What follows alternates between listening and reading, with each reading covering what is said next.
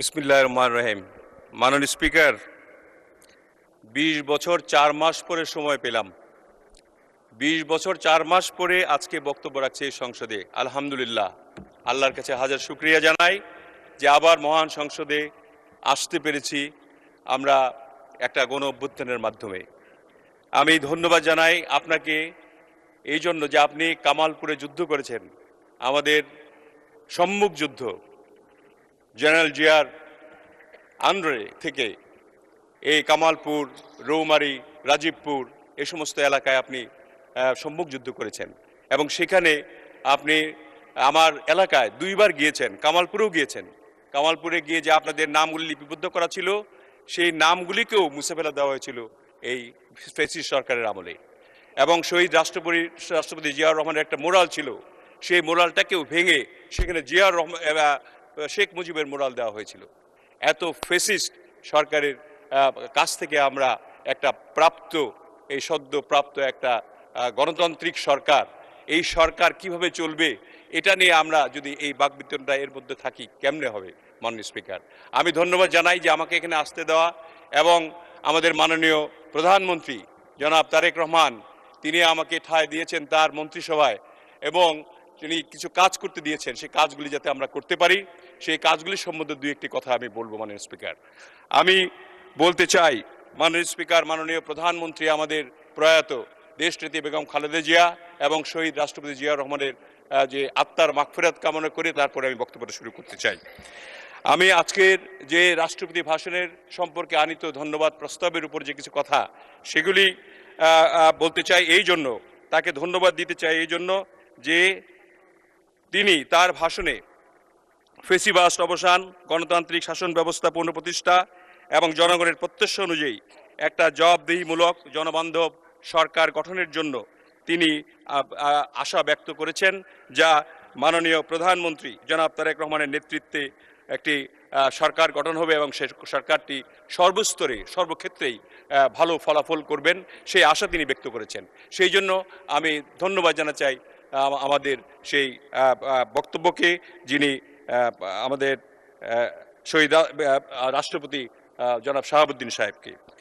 আমি ধন্যবাদ জানাচ্ছি এই সঙ্গেও যে আমাদের যে বিরোধী দলের নেতা তাকেও আমি ধন্যবাদ জানাতে চাই এই জন্য যে তিনি আমাদের যে আন্দোলনের সময়, যে আন্দোলনটা যখন হয়েছিল তখন তখন আমরা জেলে, আমাদের মাননীয় প্রতিমন্ত্রী জনাব সালাউদ্দিন টুকু তিনি বললেন যে জেলে থাকার সময় আমি জেলে ছিলাম, তিনি জেলে ছিলেন, যা আমাদের পানি সম্পদ মন্ত্রী শহীদুদ্দিন চৌধুরী জেলে ছিলেন, একসঙ্গে আমাদেরকে অনেককে এক জেলে পোড়া হয়েছিল, আমাদেরকে মেরে ফেলার জন্য অপু সাহেব জেলে ছিলেন।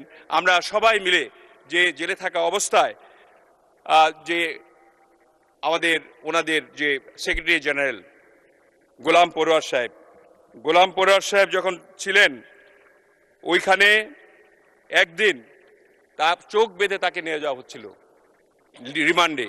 চোখ বেঁধে নিয়ে যাওয়ার সময় এই শহীদুদ্দিন চৌধুরী দাঁড়িয়ে হুঙ্কার দিয়ে বলেছিল যে তিনি মাননীয় সংসদ সদস্য ছিলেন, তার চোখ বাঁধা হচ্ছে কেন?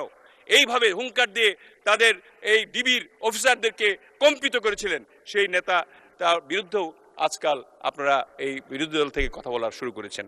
আমি মাননীয় বিরোধী দলের নেতাকে বলতে চাই, গতকালকে আপনি বলেছেন যে প্রত্যেক বছরই জুলাই আসবে, তার মানে এই হুঙ্কারটা দিয়েছেন কি যে জুলাইয়ে আপনি 5ই আগস্টে পতন ঘটিয়েছেন, এই জুলাইয়ের আমাদেরকে ভয় দেখিয়েছেন যে এই সরকারকে আপনার প্রত্যেক মাসেই জুলাই আসবে।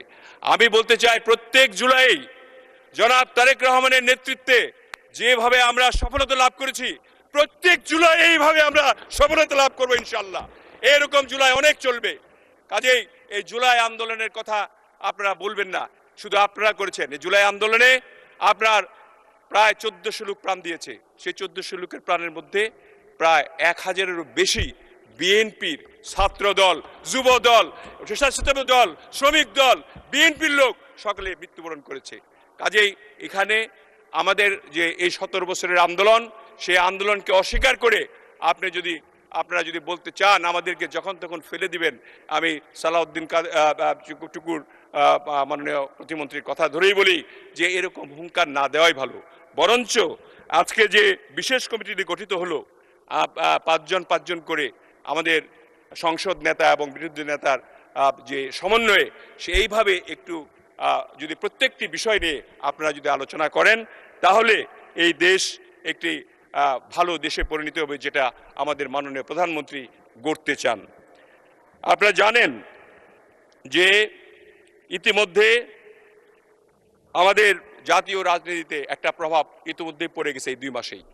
এই 2 মাসের মধ্যে আমরা মাননীয় প্রধানমন্ত্রীর নেতৃত্বে প্রত্যেকটি ওয়াদা যে আমরা করেছিলাম, আপনারা জানেন 2/3 ভোটে আমাদেরকে সংসদে পাঠিয়েছে জনগণ, এবং জনগণ সবসময় এই 2 মাসের যে আমাদের কার্যকলাপ দেখে আমরা যেখানেই যাই, আমরা ইউনিয়নে, গ্রামে, গঞ্জে, বাজারে, উপজেলায়, জেলায়, শহরে, এমনকি এলিট ক্লাস তারাও বলে যে তোমাদের প্রধানমন্ত্রীর মধ্যে কিন্তু তোমরা চলো, যে প্রধানমন্ত্রীর যে আচরণ, প্রধানমন্ত্রীর যে ব্যবহার, প্রধানমন্ত্রী যে কমিটমেন্ট, সেই কমিটমেন্টগুলি যেভাবে করে যাচ্ছে, তোমরা সবাই যদি এটা করতে পারো তাহলে এই দেশটা এই আগের মতো আর ফেসিবাদী দেশে পরিণত হবে না এবং সুন্দর একটি বাংলাদেশ গড়ে উঠবে। এবং এর মধ্যেই আপনারা জানেন সবাই যে জনগণের উদ্দেশ্যেও বলতে চাই যে মাননীয় প্রধানমন্ত্রী জনগণের কল্যাণে যে কয়েকটি প্রকল্প ইতিমধ্যেই হাতে নিয়েছেন, ফ্যামিলি কার্ড, কৃষক কার্ড, ইমাম মুয়াজ্জিন ভাতা, তারপরে জাতীয় অর্থনীতিতে যে একটা আপনার প্রবাহ ঘটছে এলাকায়, যে এই টাকাগুলি দেওয়া, খাল কাটা এবং খাল খনন পুনঃখনন কর্মসূচি ইত্যাদি এগুলি করা হয়েছে। এইবারই আপনি জেনে খুশি হবেন, আপনারা বিশেষ করে বিরোধী দলের নেতারা আপনারা শুনে খুশি হবেন যে বাংলাদেশে হজ যে আমরা হাজিরা যাই, প্রত্যেকটা হাজিরা কি পরিমাণ কষ্টে করতো আপনার ওখানে সৌদি আরবে ল্যান্ড করে। একটা নুসুক কার্ড নামে একটা কার্ড আছে, যে কার্ডের মধ্যে আপনারা জানেন যে কার্ডে সমস্ত নাম দেওয়া থেকে মাননীয় স্পিকার, যে তার আইডেন্টিটি সেই নুসুক কার্ড ছাড়া তিনি বেরোতে পারেন না। সে মাননীয় প্রধানমন্ত্রীর নেতৃত্বে সৌদি আরবের গভর্নমেন্টের সঙ্গে আলোচনা করে এই নুসুক কার্ডগুলি এবার আমরা এখানে নিয়ে এসেছি। হাজিদেরকে এখানে ইমিগ্রেশন করে নুসুক কার্ডগুলি এখানে দিয়েছি, যাতে করে হাজিরা ওখানে নেমে সরাসরি বাড়িতে চলে যেতে পারে, নুসুক কার্ডের জন্য যাতে আধা ঘন্টা, 2 ঘন্টা, 3 ঘন্টা, 4 ঘন্টা দেরি না করতে হয়। এই কাজটিও আমরা করেছি। আমাদের এই 2 মাসের কার্যকলাপ মাননীয় স্পিকার আপনি যদি দেখেন তাহলে অবশ্যই আপনি প্রশংসা করবেন যে এই 2 মাসে এই যা হয়েছে এবং এগুলো পর্যায়ক্রমে হতে থাকলে আগামী 5 বছরে যে $1 ট্রিলিয়ন 10 বছরের মধ্যে $1 ট্রিলিয়ন অর্থনীতি পরিণতি করার জন্য মাননীয় প্রধানমন্ত্রী যে মাননীয় প্রতিমন্ত্রী আপনার 2 মিনিট দেওয়া হলো, 2 মিনিটে শেষ করুন। মাননীয় স্পিকার আপনি আমার এলাকার আর এলাকায় গেছেন, 5 মিনিট দেন মাননীয় স্পিকার। আমাদের আপনি জানেন মাননীয় স্পিকার 3 মিনিটে শেষ করুন। আমরা ইতিমধ্যেই বোয়িং ক্রয় করার জন্য চুক্তি স্বাক্ষর করতে যাচ্ছি। আমরা ইতিমধ্যেই আমাদের পর্যটন কর্পোরেশনকে ঢেলে সাজিয়ে এখানে যাতে আপনার প্রবৃত্তি, আমাদের জাতীয় প্রবৃত্তিতে আমরা 2-3% মাত্র দেওয়া হতো, এখন যাতে আমরা বেশি করে 7-8% ভর্তুকি আমরা দিতে পারি, এই জাতীয় প্রবৃত্তিতে অংশগ্রহণ করতে পারি। আমরা ইউনিফাইড কমান্ড সিস্টেমের মাধ্যমে প্রত্যেকটি আপনার বিমানবন্দরগুলি আমরা চালাতে চাই। এর মধ্যে ইতিমধ্যেই আমাদের মাননীয় সংসদ সদস্যরা বলেছেন যে তাদের এলাকায় বিমানবন্দরগুলি যেটা বন্ধ হয়ে আছে, দুর্নীতির আখড়া ছিল, সেগুলি ক্লিন করেছি আমরা ইতিমধ্যে এই 2 মাসের মধ্যে। আমাদের মন্ত্রণালয় থেকে আমরা উদ্যোগ নিয়েছি যে বগুড়া বিমানবন্দর, লালমনিরহাট বিমানবন্দর, ঠাকুরগাঁও বিমানবন্দর, ঈশ্বরদী বিমানবন্দর, ঠাকুরগাঁও বিমানবন্দর, ঈশ্বরদী বিমানবন্দর, শমশেরনগর স্থলবন্দর, পটুয়াখালী স্থলবন্দর সহ আরো কয়েকটি, এটা আমরা অগ্রিম ভাবে এটা আমরা খুবই শিগগিরই আমরা এটা শুরু করবো ইনশাল্লাহ।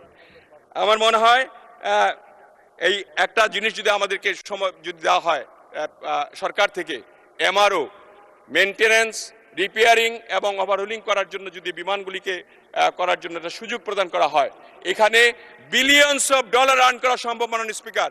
শুধুমাত্র আপনার দুর্নীতির কারণে এবং নিজের পকেট ভারী করার জন্য এই বিগত বিমান মন্ত্রীগুলি এই কাজগুলি করে নাই। সেটা সম্ভব আমাদের দ্বারা এখানে করা, এবং আমরা ইনশাল্লাহ $1 ট্রিলিয়ন যে অর্থনীতি পৌঁছতে চাই মাননীয় প্রধানমন্ত্রীর নেতৃত্বে, সেটাতে এই বিমান এবং পর্যটন মন্ত্রণালয় থেকে অধিকাংশ টাকা আমরা এখান থেকে দিব ইনশাল্লাহ। এই কথা আপনাকে ব্যক্ত করতে পারি। মাননীয় স্পিকার, আপনাকে আমি শেষ করতে চাই, কারণ সময় আর দিবেন না আপনি। আমি বলতে চাই এক কথায়, প্রধানমন্ত্রী জনাব তারেক রহমানের যে ভিশন এবং লিডারশিপের গতির সাথে তাল মিলিয়ে আমরা একটি নতুন দুর্নীতিমুক্ত সুশৃঙ্খল বাংলাদেশ গড়তে চাই।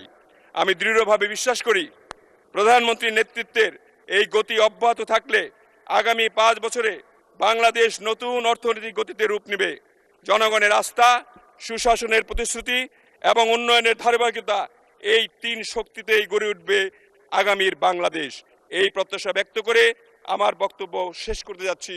সবার আগে বাংলাদেশ, সবার আগে বাংলাদেশ। মাননীয় স্পিকার, ধন্যবাদ আপনাকে।